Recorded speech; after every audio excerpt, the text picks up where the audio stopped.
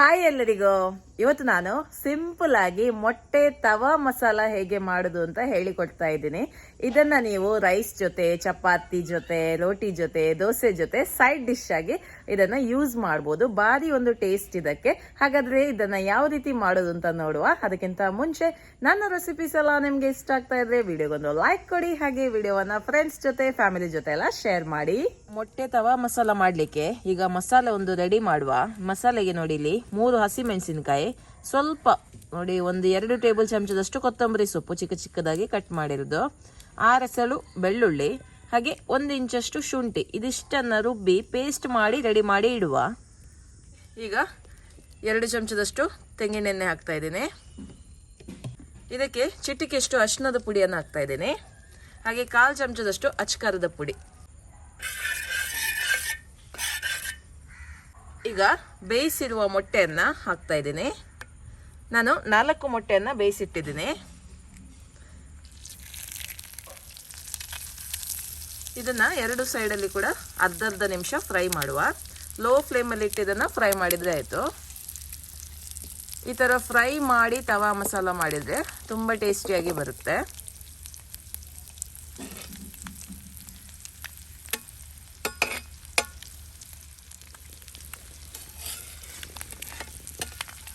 ಎರಡು ಸೈಡ್ ಕೂಡ ಇದನ್ನ ಫ್ರೈ ಮಾಡುವ.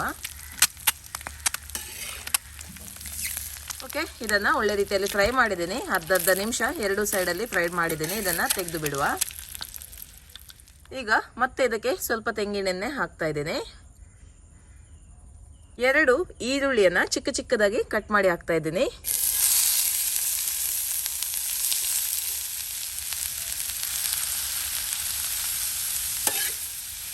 ಈರುಳ್ಳಿ ಸ್ವಲ್ಪ ಬೇಗ ಫ್ರೈ ಆಗಲಿ ಅಂತ ಹೇಳಿ ಸ್ವಲ್ಪ ಚಿಟಿಕೆಯಷ್ಟು ಉಪ್ಪನ್ನು ಹಾಕ್ತಾ ಇದ್ದೀನಿ. 2 ಚಿಟಿಕೆಯಷ್ಟು ಉಪ್ಪು ಹಾಕಿದರೆ ಈರುಳ್ಳಿ ಬೇಗ ಕೆಂಪಾಗುತ್ತೆ.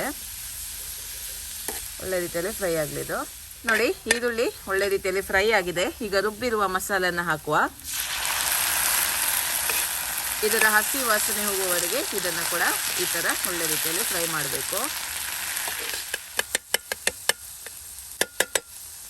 ಈಗ ಇದಕ್ಕೆ 2 ಟೊಮೆಟೊ ಪ್ಯೂರಿಯನ್ನು ಹಾಕ್ತಾ ಇದ್ದೇನೆ. 2 ಟೊಮೆಟೊನ ಮಿಕ್ಸಿಲಿ ಹಾಕಿ ನೀರು ಹಾಕಿ ರುಬ್ಬಿರೋದು.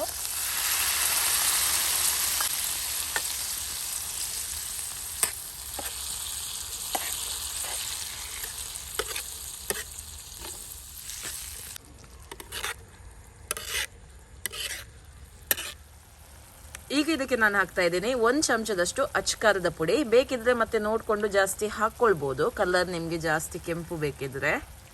1 ಚಮಚದಷ್ಟು ಕೊತ್ತಂಬರಿ ಪುಡಿ, 1 ಚಮಚದಷ್ಟು ಗರಂ ಮಸಾಲ ಪುಡಿ,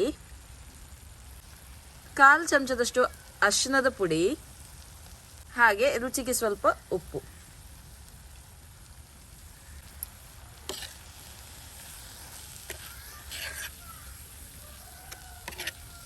ಈಗ ಇದಕ್ಕೆ ನಾನು ಸ್ವಲ್ಪ ನೀರನ್ನು ಹಾಕ್ತಾ ಇದ್ದೀನಿ. ಮಸಾಲ ಒಳ್ಳೆ ರೀತಿಯಲ್ಲಿ ಬೇಯಲಿ. ಓಕೆ, ಸೈಡಲ್ಲಿ ಎಣ್ಣೆ ಎಲ್ಲ ಬಿಟ್ಕೊಂಡು ಬರಬೇಕು. ಅಷ್ಟರ ತನಕ ಇದನ್ನು ಬೇಯಿಸಿದ್ರೆ ಆಯಿತು. ನೋಡಿ, ಮಸಾಲ ಒಳ್ಳೆ ರೀತಿಯಲ್ಲಿ ಬೆಂದಿದೆ. ಈಗ ಮೊಟ್ಟೆಯನ್ನು ಹಾಕುವ. ಅರ್ಧ ನಿಮಿಷ ಇದನ್ನು ಫ್ರೈ ಮಾಡಿದರೆ ಆಯಿತು, 2 ಸೈಡಿಂದ ಕೂಡ. ಓಕೆ, ಇದನ್ನು ಮಗುಚಿ ಹಾಕುವ. ನೋಡಿ, ಎಷ್ಟೊಂದು ಚೆನ್ನಾಗಿ ಕಾಣಿಸ್ತಾ ಉಂಟು.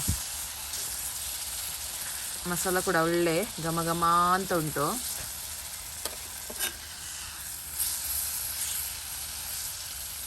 ಆಹಾ, ಸೂಪರ್ ಆಗಿದೆ. ದೋಸೆ, ಚಪಾತಿ, ರೊಟ್ಟಿ, ರೈಸ್ ಅಥವಾ ಹೀಗೇನೆ ಇದನ್ನು ತಿನ್ಬೋದು. ಎಲ್ಲದಕ್ಕೂ ಸೈ ಮೊಟ್ಟೆ ತವಾ ಮಸಾಲ ಸೂಪರ್ ಆಗಿದೆ. ಓಕೆ, 2 ಸೈಡಲ್ಲಿ ಕೂಡ ಅರ್ಧ ನಿಮಿಷ ಇದು ಒಳ್ಳೆ ರೀತಿಯಲ್ಲಿ ಫ್ರೈ ಆಗಲಿ, ಈ ಥರ ಬೇಯಲಿ.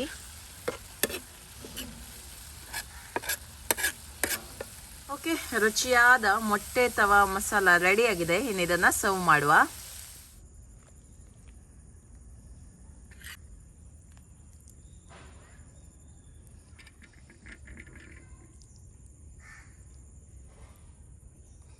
ನೋಡಿ, ರುಚಿಯಾದ ಮೊಟ್ಟೆ ತವಾ ಮಸಾಲ ರೆಡಿ ಆಗಿದೆ.